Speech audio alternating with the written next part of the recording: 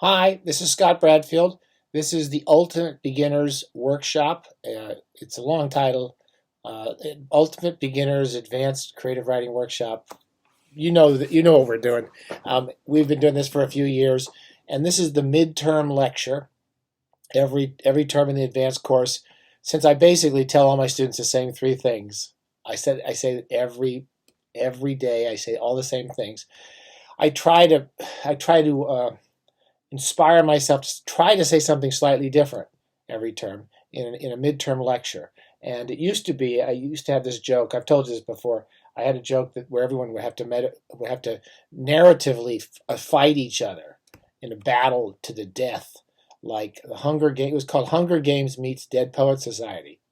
And I thought this was really funny. And my students just go, "Oh, this is so violent. It's not really funny." And I'd say, "Well, you should, throw a trident through Betty." And "Oh, I don't want to do that. I really like Betty." So we can't do the fun part of that course. So now we just have the students ask questions.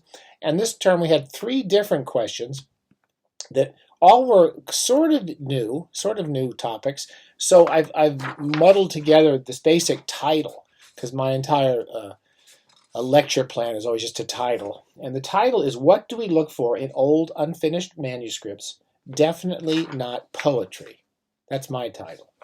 And this lecture arises basically from the question and the discussions we've been having in the past couple of weeks and that recur in all of my classes, which is, what do you do with all these old manuscripts that you have? And when do you know what stuff to go back to revise? And when do you know something's worth holding on to? And those are really interesting questions. And I only have some very basic answers, which I think most writers who've been around a while would probably tell you. First of all, I never throw anything away. So I never throw anything away. Save everything. And who knows? There's serendipity, So I take occasional notes or notes for ideas or stories. And again, let me go back to that. I don't keep notes with ideas in them. And let me go on about this because I think this is the most important part of this talk. I don't sit around going, "Gee, what if here's a story? Why don't I write a story about 2 men who love the same women, only they live in San Luis Obispo or something." I don't think of a story idea and write it down. I think that's a dead end. I will write down lines from stories, and this is something I feel very exhausted trying to explain to my students. Not writing ideas and just like clever turns of phrases, but the narrative lines that really make a scene come to life. So what somebody said, the voice of somebody, the first line of a story, what might be an interesting opening line in which something happens, how a scene might open. So I never write down I'm always trying to think narratively in narrative sentences. And very often, more often than not, I find my students keep lots of notes. They have lots of clever ideas, lots of clever turns of phrase. There's no story in it. There's no sense of when scenes begin. And what I think most good writers do is if they hear a good opening for a scene, they write it down. And almost everything else can go. You don't really need you don't need clever ideas or any of that stuff. You need something that kind of comes to life for you in a sentence. So, here's an example. This has happened to me for years. I just had a story that came out in this anthology, the Mammoth Book of Halloween Stories. I've had a checkered career. And it was a story I'm trying to remember what the opening line, I came up with the opening line, came to my mind like 15, 20 years ago. The Millennial's Guide to Death. And the opening line to the story came to me. And the opening line was, "Death still drove the same 1998 Plymouth Sundance he had received from his parents for college graduation and lived in the basement of his sister's Central Connecticut marital home, a 2-story colonial with dry rot and a leaky septic tank." Now, that was not a hard sentence to write. It was just an idea. It was a funny idea to me. I liked it. And I wrote down the semblance of that opening sentence. And I wrote the rest of that paragraph and the rest of that scene. I tend to try to write a scene or a paragraph every day. And I try to write the narrative bit.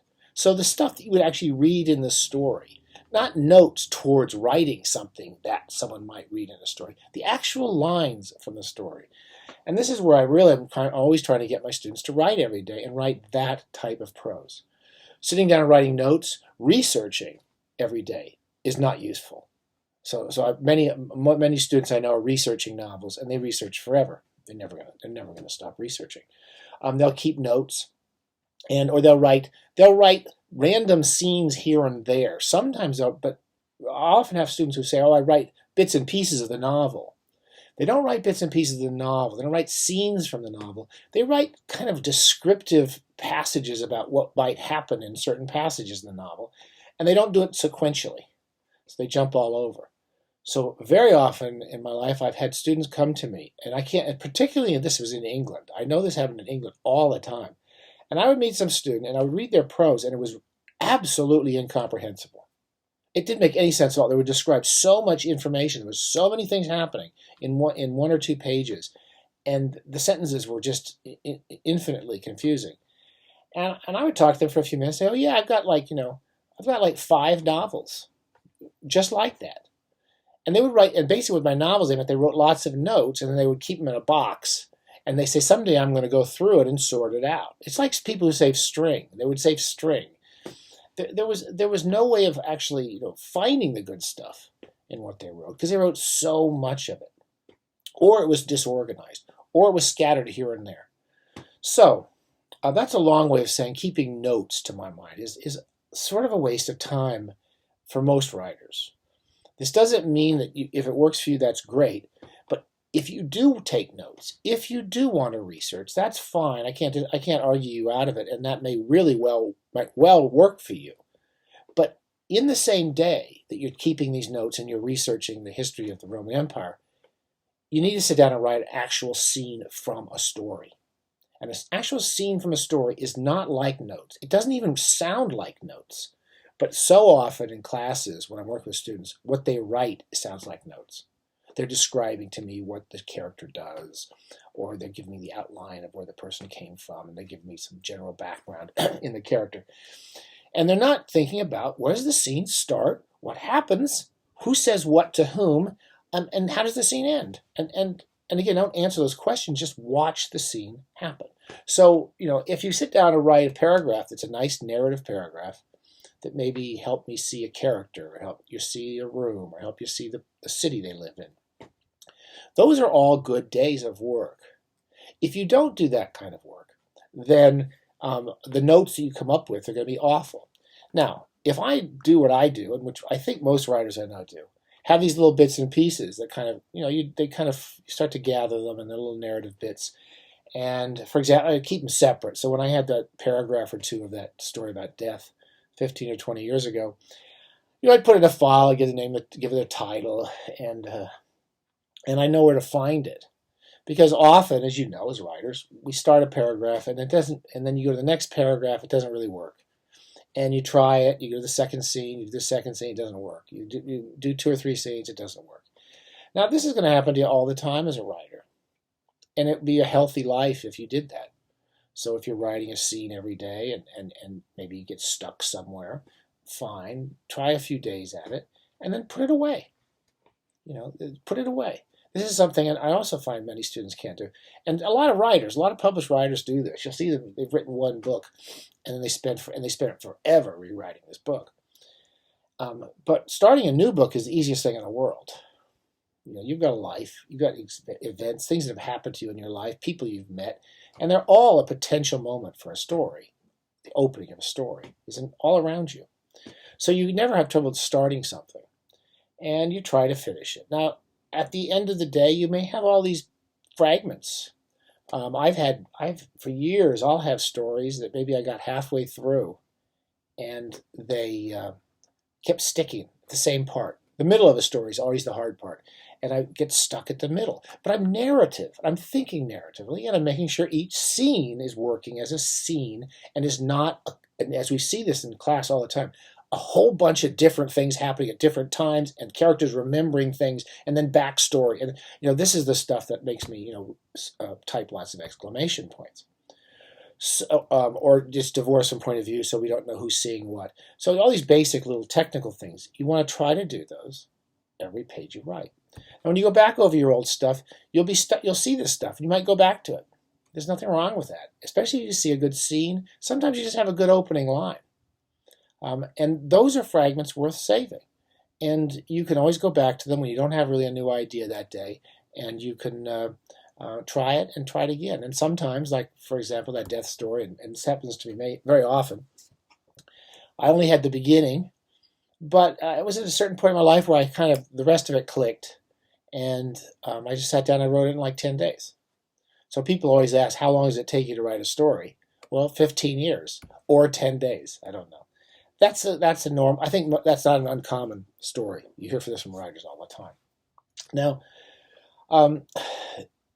the other thing we're talking about is when I talk to students a lot about poetry and poetic prose, and I often feel that students are trying to sound poetic or write poetry or prose that sounds very, very beautiful. And the more I find students trying to sound beautiful and poetic, the more unreadable their stuff usually is. And I've done this myself, so I've been there. That sometimes when people don't want to do the simple narrative things, or they're not focusing on the simple narrative things, they start focusing on their sentences, and they become just tangled balls of wool. They don't really work. So if you go back to an old story, and you say, I really want to work in the story because I think this is a really poetic description of the Wye Valley or something. I really want to write that story. That's a bad sign. You want to find a story that started and that you know what's going to happen next. You don't want to be bungling around in a sentence or a paragraph trying to make poetic prose. So I get these allergies. Now my eyes are getting really bad. So you don't want to be banging around in these inflated clevernesses. And when you start to get that vanity, any type of vanity, my students are always saying that Stephen King quotes somebody, and I forget who he quotes now.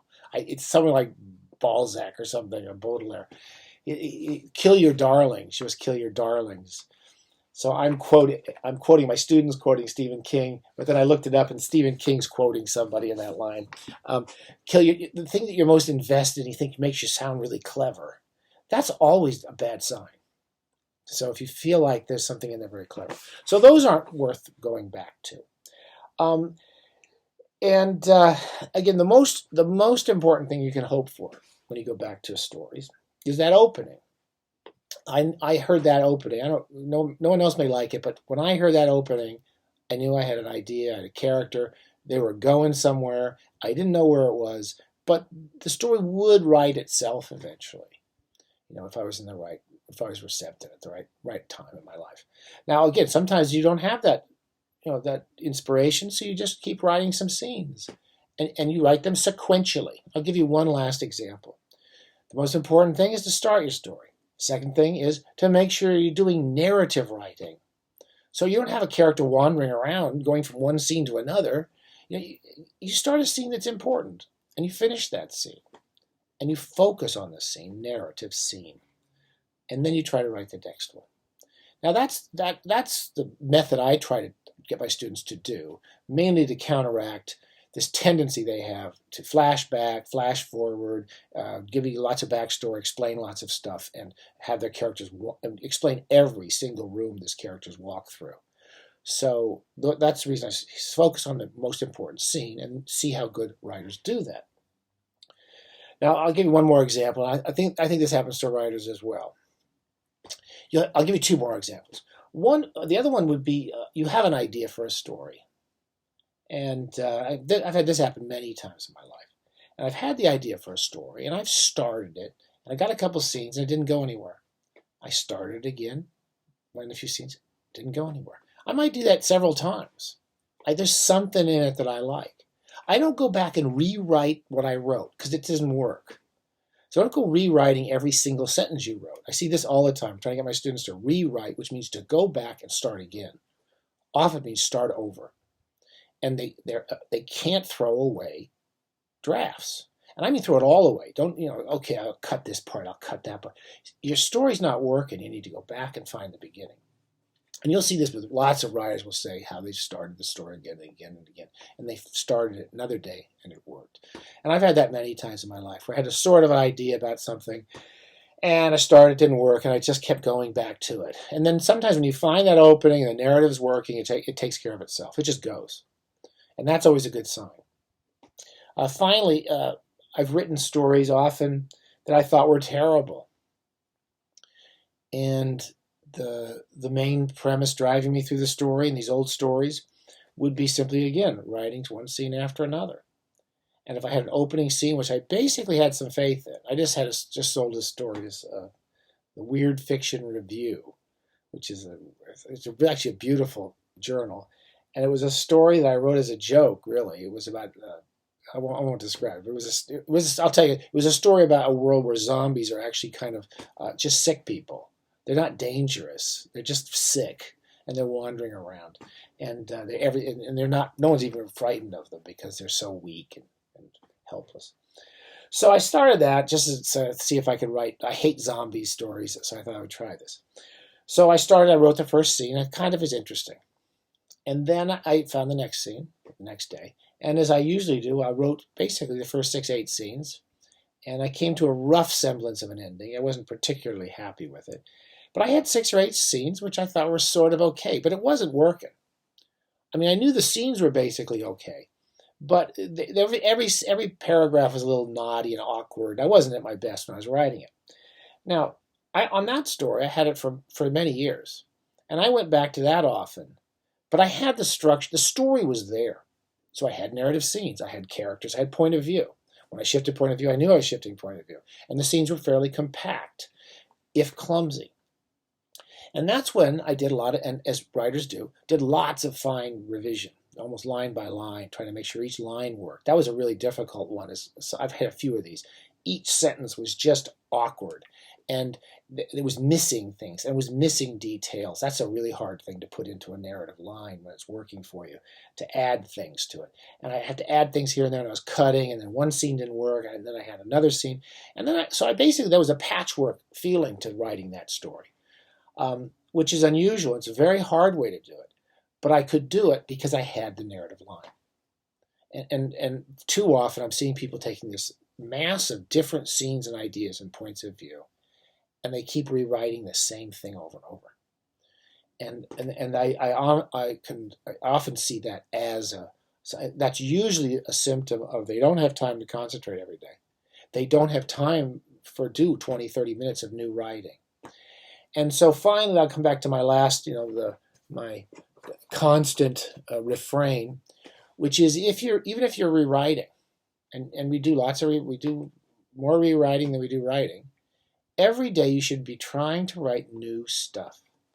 Because the biggest problem I see with students, and myself, and every writer I've ever known, is they get obsessed with rewriting old stuff.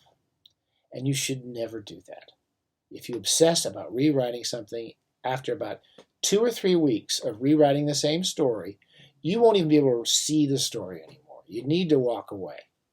And that's when you really need to start something new. And not be afraid to start something new, because that's the easiest thing to do as a writer, is to start something.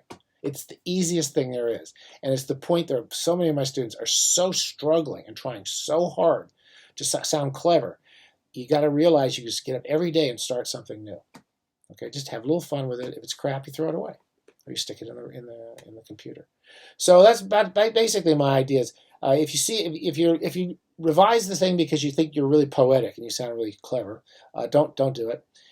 If you think that in this tumbled mass of stuff you have a novel because you have hundreds and hundreds of pages of ideas, and no scenes, not a single scene, then throw it away, and or just stick it away somewhere. And often you might find this big pile of rubbish, as I have in my life, and go into it and say, oh, there is actually a scene in here. There's actually a scene that's actually pretty good. You take that scene out and you start a new story with it. You just start a new story. You don't sit around writing the prequel to that scene and then all the things that happen. Just if you've got a good scene and it interests you, that's the start of a story. It doesn't have to be more than that. And you don't need to know what happens to it. You don't need to know the ending of the story. You don't need to be really clever. It doesn't have to make references or have lots of clever epigrams on it. It just has to start a story. and make people interested. And any opening scene that gets a reader interested, gets them to read the scene, will lead you to the next one. Okay, so I hope that was okay. Again, ideas of stories are not stories. Ideas for stories, crap. Scenes that happen in stories, every sentence you write should be a sentence in a story. Okay? That's my final advice. All right, bye.